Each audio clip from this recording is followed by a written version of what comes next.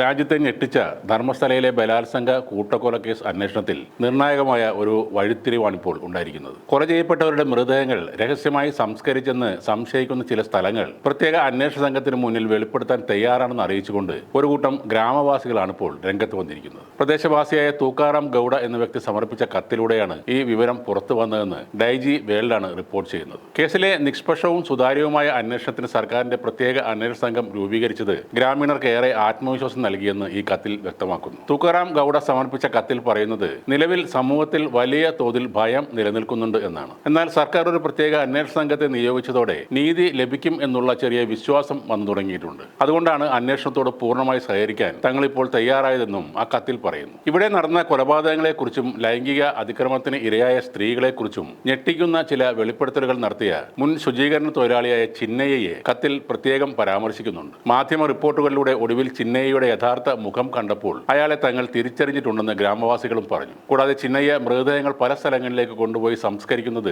നേരിട്ട് കണ്ടതാണെന്നും അവർ വെളിപ്പെടുത്തുന്നു. ധർമ്മസ്ഥലയുടെ പശ്ചാത്തലത്തിൽ ഈ കുറ്റകൃത്യങ്ങൾ എല്ലാം തന്നെ വളരെ രഹസ്യമായി നടന്നതാണെങ്കിൽ പോലും അത് അധികകാലം മറച്ചുവെക്കാൻ കഴിയില്ലെന്നും ആ കത്തിൽ പറയുന്നുണ്ട്. തങ്ങളുടെ ഗ്രാമത്തിൽ രഹസ്യമായി നടക്കുന്ന എന്ത് ചെറിയ കാര്യങ്ങൾ പോലും ഒടുവിൽ പുറത്തുവരും എന്നാണ് ഗ്രാമവാസികൾ പറയുന്നത്. മാധ്യമങ്ങളിൽ ചിന്നയ്യ വ്യാപകമായി നൽകിയ മൊഴി പിന്നീട് പിൻവലിച്ചതിലെ ആശയക്കുഴപ്പവും ഗ്രാമീണർ പ്രകടിപ്പിക്കുന്നുണ്ട്. അദ്ദേഹത്തിന്റെ മൊഴി പിൻവലിച്ചത് കൂടുതൽ സംശയങ്ങൾക്ക് വഴിവെക്കുന്നു എന്നാണ് അവരുടെ അഭിപ്രായം. അന്വേഷണ സംഘത്തെ മൃതദേഹങ്ങൾ സംസ്കരിച്ച സ്ഥലങ്ങളിലേക്ക് നയിക്കാൻ തങ്ങൾ തയ്യാറാണെന്ന് ഗ്രാമവാസികൾ പറയുന്നു. കൊലപാതകങ്ങൾ നടത്തിയവർ മൃതദേഹങ്ങൾ മറവ് ചെയ്യാൻ മനഃപൂർവ്വം ആളനക്കം ഇല്ലാത്ത ഒറ്റപ്പെട്ട ചില സ്ഥലങ്ങളാണ് തെരഞ്ഞെടുത്തതെന്നും ആ കത്തിൽ പറയുന്നുണ്ട്.